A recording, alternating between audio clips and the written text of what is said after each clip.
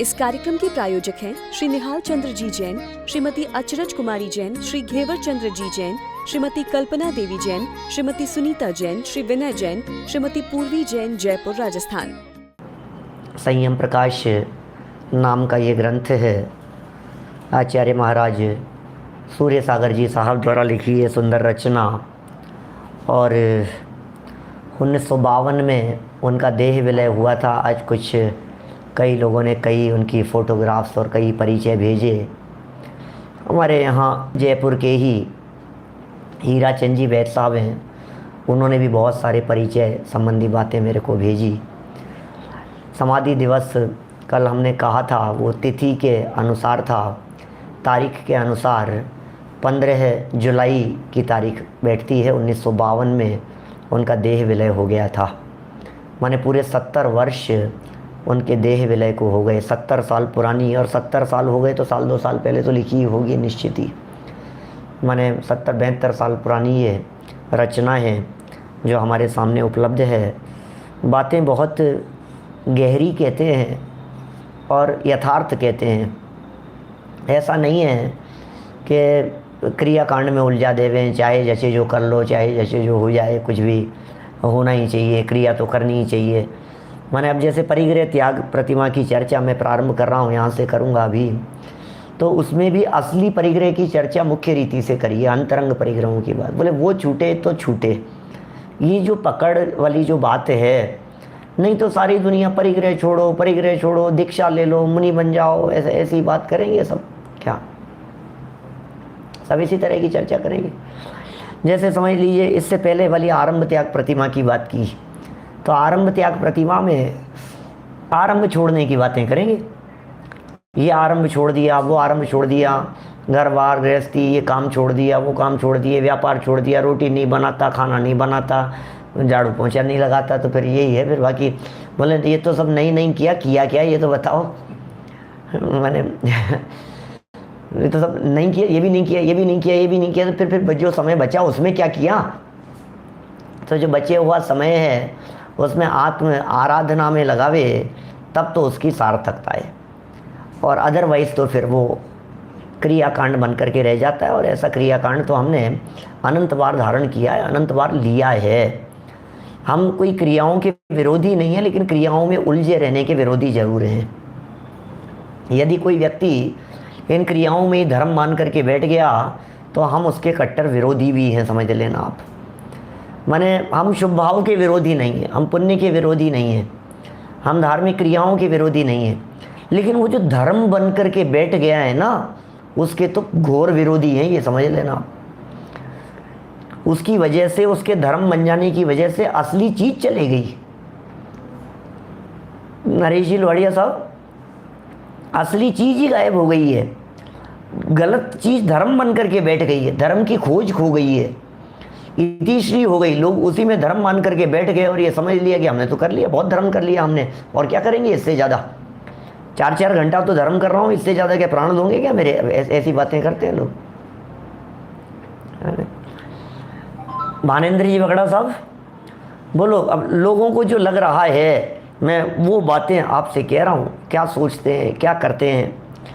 चलिए परिग्रह त्याग की तरफ बढ़ते हैं अपन। तो पीछे जो बातें कही थी मैं उनको रिपीट नहीं करना चाहता, लेकिन सच में बहुत मार्मिक बातें थी। मैंने मुझे तो फिर मतलब पेज पर दृष्टि जाती है ना, तो मुझे फिर लगता है कि मैं वापस कहूँ तो सही ये बात की उन्होंने क्या कहा था।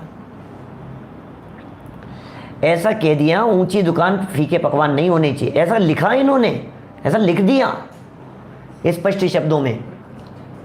ऐसा हमें संदेश दे दिया कि तुम्हारा जैसा पद है उसके अनुसार आचरण करना। कौन कहे ये बात?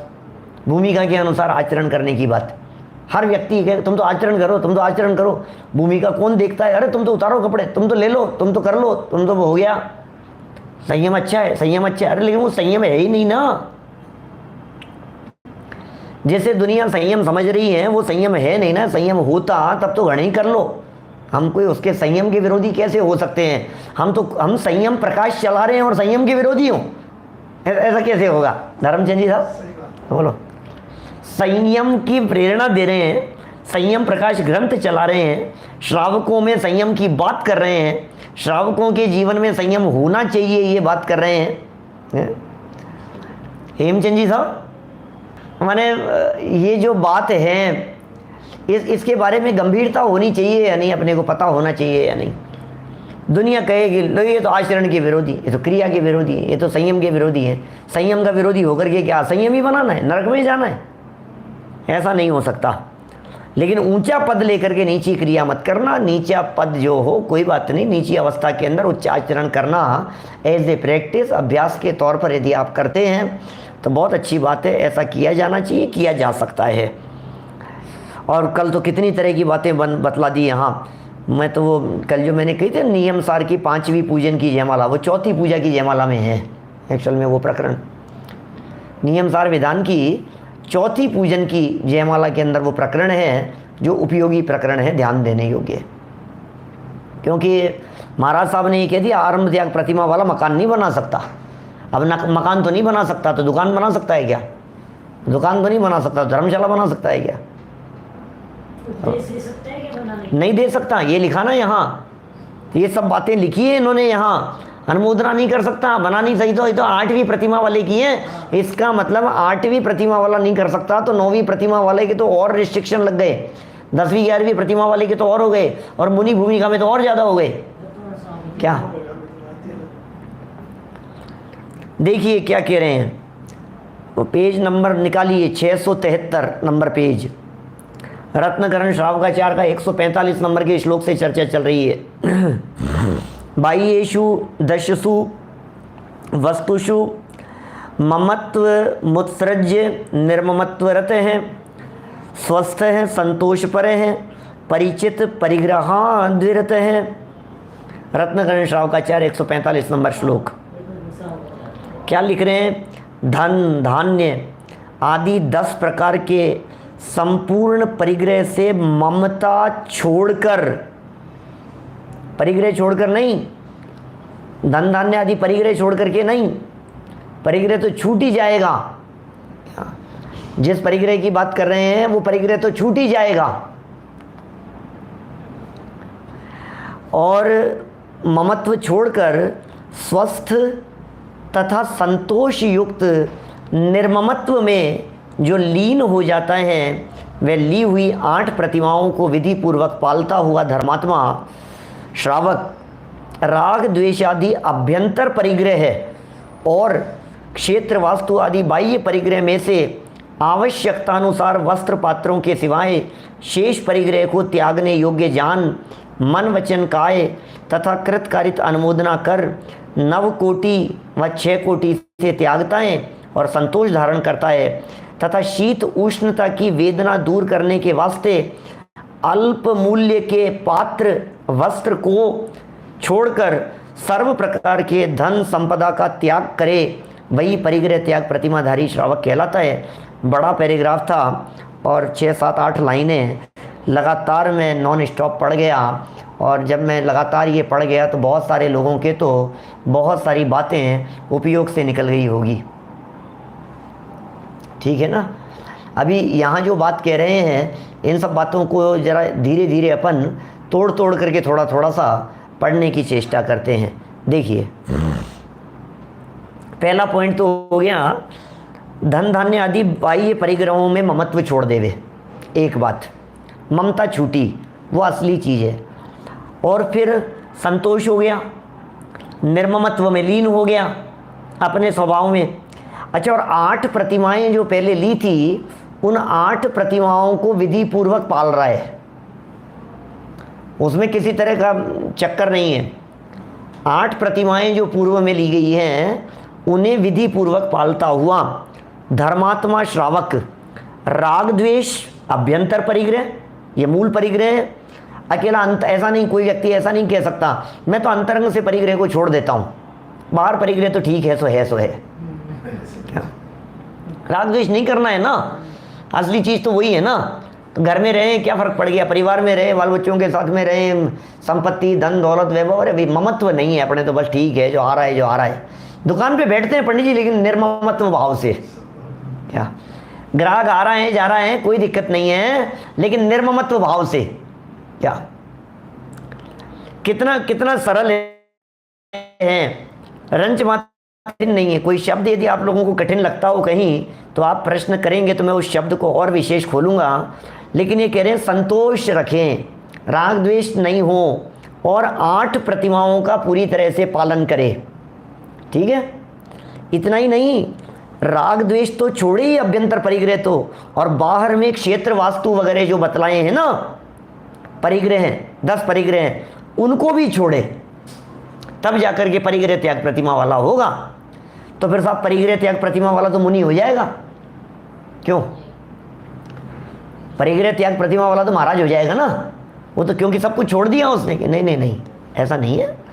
अभी ये तो 9वीं प्रतिमा है, घर भी छोड़ सकता है, लेकिन आवश्यकता अनुसार बहुत अल्प और अल्प मूल्य वाले, ये भी एक बड़ा सुंदर शब्द दिया महाराज साहब ने, अल्प वस्त्र और पात्र, बहुत कम से कम कपड़े और वो भी कम मूल्य वाले अपने पास में रखे, बाकी सब चीज़ों को छोड़ देवे और मन वचन काय कृतकारित अनुमोदना से सारे परिग्रह का त्याग करे, 9 कोटि पूर्वक इन सब का त्याग करे। और कदाचित किसी बात में अनुमोदना का त्याग न हो सके तो 6 कोटि से त्याग संभव हो तो वो करें।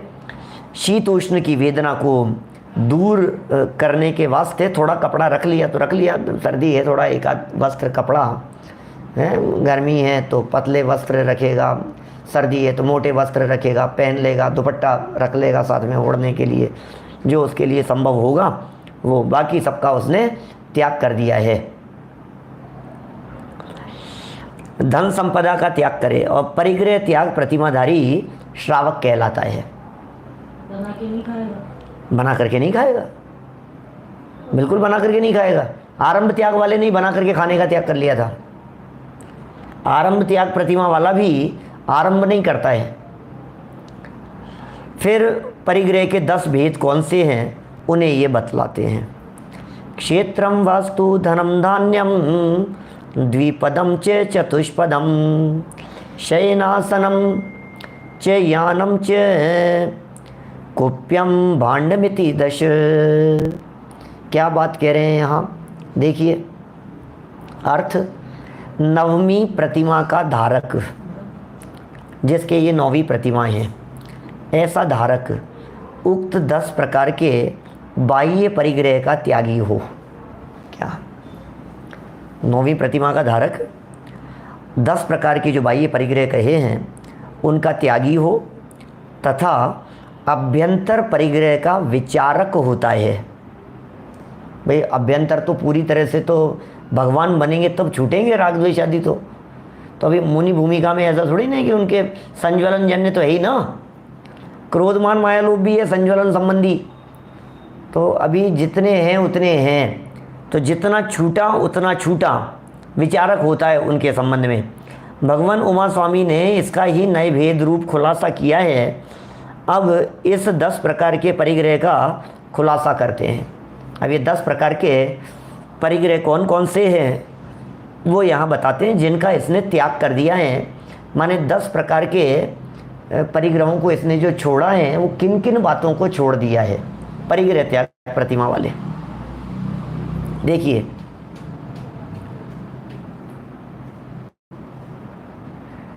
अभियंत तक कहाँ आया ये, अभ्यंतर, अभ्यंतर मतलब अंदर वाले, अभ्यंतर परिग्रह, आंतरिक, बाह्य परिग्रह मतलब बाहर वाले, अभ्यंतर माने अंदर के परिग्रह माने राग द्वेष, इनको अभ्यंतर, अभ्यंतर माने भीतर की बात है, अंदर की बात है।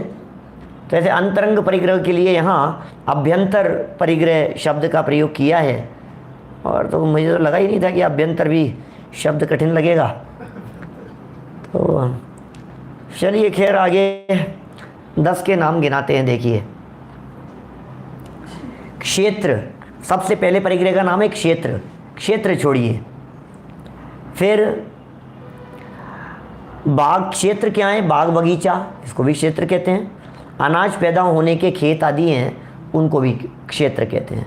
तो क्षेत्र शब्द में खेत भी आ जाएंगे, अनाज भी आ जाएंगे, अनाज नहीं, खेत आएंगे, बाग बगीचे आएंगे, खाली ज़मीन आएगी, प्लॉट वगैरह आपका लिया हुआ हो वो सब क्षेत्र के अंतर्गत चला जाएगा। ठीक है। अब दूसरा है वास्तु। वास्तु माने जहाँ निर्माण हो गया है वो एरिया वास्तु कहलाता है। तो निर्माण क्षेत्र के अंतर्गत घर, हवेली, महल, मकान, किला, ये सब चले गए वास्तु के अंतर्गत चले जाएगी ये सब बातें। ये पहला हो गया क्षेत्र। क्षेत्र में खाली ज़मीन, और खाली ज़मीन कोई भी हो सकता है। फिर उसके बाद में नंबर 2 लिया वास्तु। तो वास्तु के अंदर घर भी बना सकता है, हवेली हो, मकान, किला, महल, जो भी हैं सारी बातें, ये वास्तु। तो 2 चीज़ों का त्याग हुआ, क्षेत्र का और वास्तु का। तीसरी बात कह रहे हैं धन का त्याग होगा।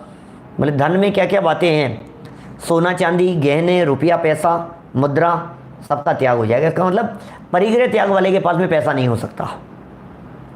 परिग्रह त्याग वाला पैसे का लेन देन नहीं कर सकता। अब तो वो जो भोजन भी करेगा वो मतलब बाहर जा कर के करेगा, दूसरों के यहाँ करेगा, दूसरों के, अब उसको उसके लिए भी पैसे की ज़रूरत नहीं है। घर पे रह सकता है। हाँ रह सकता है, अभी यहाँ तक रह सकता है। तो करेंगे, दूसरे लोग करेंगे उसके लिए व्यवस्था, घर वाले करेंगे। तो सोना चांदी, गहने, रुपया, पैसा, मुद्रा, ये सब धन नाम का परिग्रह है। धान्य नाम के परिग्रह में चावल, गेहूँ, चना, ज्वार, बाजरा, चावल और सब जो भी आप और लगा सकते हो, जितने भी अनाज हैं वो सब इसमें चले जाएंगे धान्य नामक परिग्रह में। 5 नंबर द्विपद। द्विपद मतलब 2 पाई।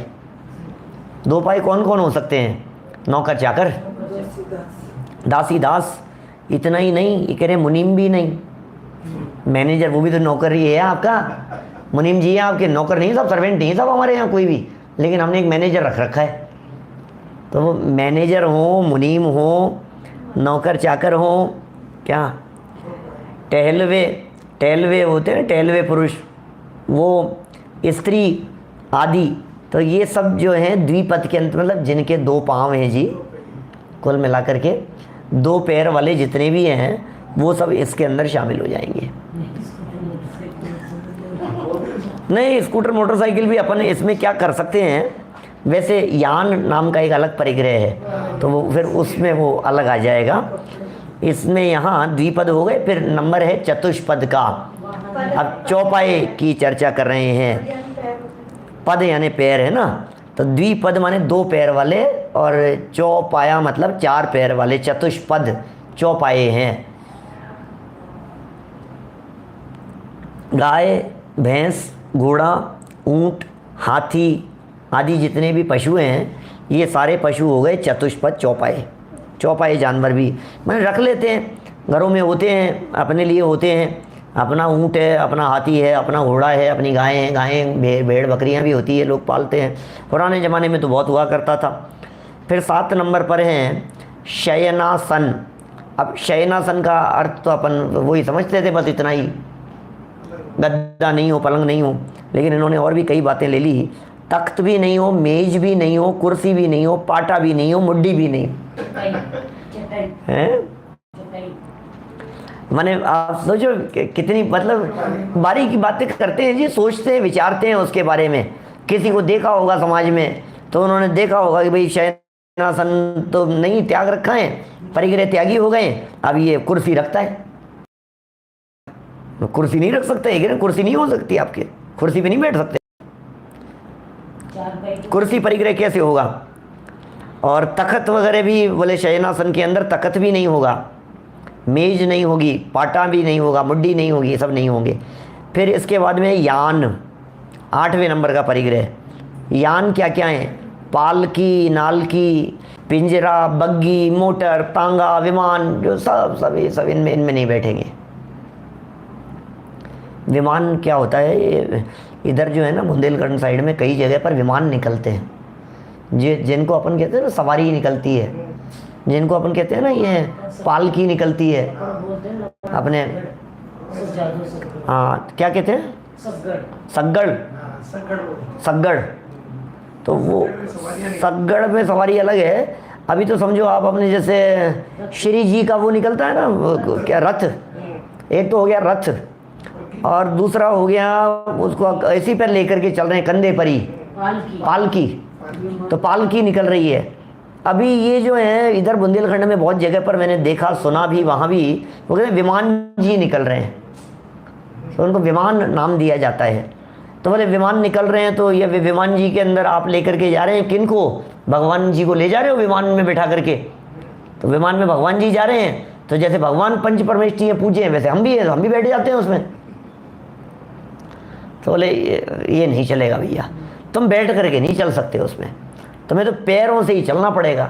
आपका यदि जंघा बल चला गया तो फिर आप विमान विहार नहीं कर सकते। चलने की ताकत चाहिए, खड़े रहने की भी ताकत चाहिए, उसके बिना नहीं होगा। तो क्या क्या हो गए? शयनासन में तख्त मेज कुर्सी पाटा ये सब हो गए। पालकी नालकी पिंजरा पालकी बग्गी मोटर तांगा विमान सब हो गए ये सब पालकी यान में। फिर 9 नंबर पर वस्त्र, सूती रेशमी जरी आदि के बने, ओढ़ने बिछाने पहनने आदि के कपड़े हैं, जैसे रजाई गद्दी तकिया कमीज कोट आदि, ये सब नहीं होगा। तो फिर नग्न दिगंबर हो गया क्या कि नहीं? ये कह रहे हैं कमीज कोट आदि नहीं होगा। इसका मतलब जिनकी गांठ बांधी, मतलब क्या कहेंगे, जिनके बटन हो चैन हो, ऐसा नहीं होगा। क्या बिना सिला होगा, अखंड होगा, अखंड वस्त्र होगा। हाँ, धोती दुपट्टे हो गए, ऐसा समझ लो आप। क्या टेलवे नहीं समझते क्या? टेलवे पुरुष मतलब जो रख लेते हैं अपने चाकरी करने के लिए, ऐसे रख लिया अपन ने शादी विवाह के आयोजनों के अंदर जिस तरह से रख लेते हैं ना, ऐसे 3 दिन के लिए रख लिया, 2 दिन के लिए टेल में, समझ गए? बिना वेतन के होता है वो, वैसे होता है नहीं, वेतन वाले भी होंगे, जैसे 2 दिन के लिए आदमी बुला लिए अपन ने, कर्मचारियों को जिस तरह से बुला लिए अस्थायी रूप से, तो वो भी, उसका भी यहाँ निषेध समझना चाहिए। चलिए देखिए फिर कहते हैं आगे क्या बात कह रहे हैं। रजाई गद्दे हो गए, तकिया कमीज हो गया, कोट वगैरह हो गए, इन सब का निषेध हो गया। फिर 10 नंबर पर चांदी सोने तांबा पीतल कनीर आदि के बने खाने पीने आदि के भोजन के बर्तन। तो बोले ये सब इस प्रकार के 10 बाह्य परिग्रह के भेद हैं, ये सब बाहरी परिग्रह हैं। अब 14 प्रकार के अंतरंग परिग्रह बताते हैं।